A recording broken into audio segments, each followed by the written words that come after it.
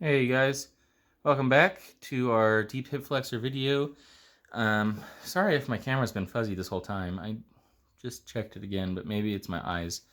Um, it turns out when you don't sleep, your nerves don't regenerate during the night. So there, voila, we have bad vision. I have my printout here, but I also have my book. We're going to do this quickly because we only have two muscles in the deep hip flexors. Don't get confused with the rotators. This is your hip flexors. So I had issues with my hip flexors when I was young and playing football in Little League. And what I would do as I was a lineman, I was actually kind of a small lineman. Now I'm big enough to be a lineman, but when I was younger, I don't know why, I guess I didn't have very much skill except for being a wall for the quarterback. And what I would do is I would step forward really quickly. Let's say this is my feet, right? So I'd be sitting on the line, and they'd say like hike, and I'd jump forward really quickly with one of my legs to block, because if the guy was coming around this side, I'd have to block this way. If he's coming around this side, I have to block this way. So I'd step out really quickly, and it turns out I actually injured my hip flexors, specifically the psoas major, because it's such a, how do I say, like it's a good powerful muscle, but it's not meant to be used rapidly. So you get a lot of damage, and it actually affects the low back really commonly, because people say, "Oh, I have low back problems." But that most of the time it's just this muscle that's attached to the low back that actually causes some of the issues. So working on this muscle is difficult because you have to kind of like slip between the intestines. But hey, you got to do what you got to do. So for this muscle, I'm going to use like this deep purpley color.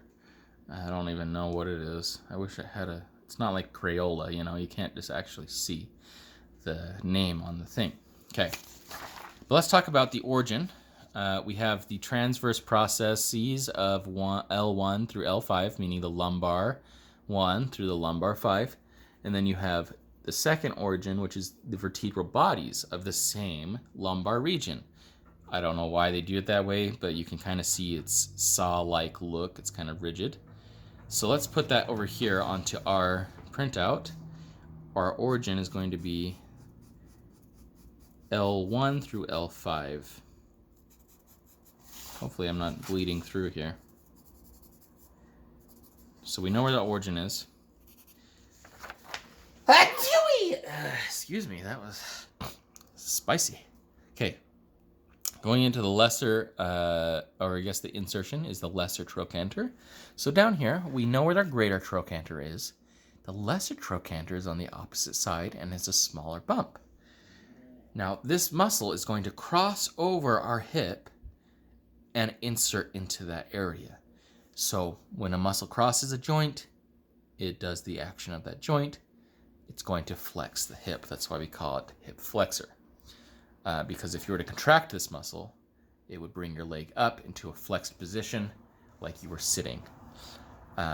Very opposite too is that if you overstretch this muscle or you stretch it too quickly, like if you stand up too quickly, sometimes people have low back issues. I don't know if you have those, but I have had them in the past where I stand up too quickly and it actually throws my back out. It's because of this muscle. Voila. I'm kind of a chunky dude. I not used to be, but now I am. Anyway, the idea behind this is that, hey, look, take good care of your core muscles, because your core muscles are going to be in this area of your spine and your body wall muscles. So let's insert on our printout into the lesser trochanter. There we go. I'm going to insert on this side because I want to use the other side for the iliacus. There we are. That is your psoas major. Another name or term for this muscle would be your iliopsoas. You can think of that because it crosses the ilium, which you know the iliac crest, right? So the ilium is this whole section here. The ilio, meaning the hip region, crossing over into the what did I say? Iliopsoas. Basically, just saying this is the name of the muscle.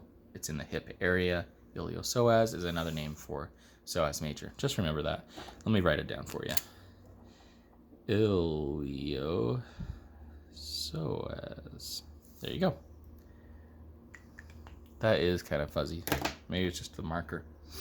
Okay, jumping over into the next muscle of the hip flexors is our iliacus. And this, for some reason my camera's not picking up this whole page. It originates at the iliac fossa. So what's a fossa? It's a valley. I'm going to use this magenta color. The iliac fossa is a valley. It's the valley of your hip on the inside of your hip right here. This is the anterior side, right? Its origin is here on that big bowl-like surface of the hip, iliac fossa, and it inserts into that same thing, the lesser trochanter, and it flexes the hip. So let's draw this here. We know that it originates at the iliac fossa, and it inserts into that lesser trochanter.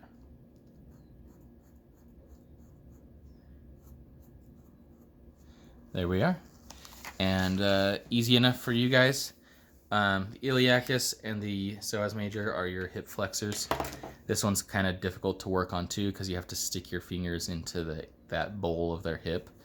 But it's good because it helps flex the hip and lateral rotation of the hip as well. Please ignore my handwriting. It's terrible. Lateral to the psoas major, shares common tendon with psoas major. Basically, these are your hip flexors. Something that keeps them together here is this ligament. Pretty important because you can't have your muscles popping out over that ligament. That's what keeps everything kind of tight and together in your hip area. So there we are. Thanks, you guys. Hopefully that was simple enough.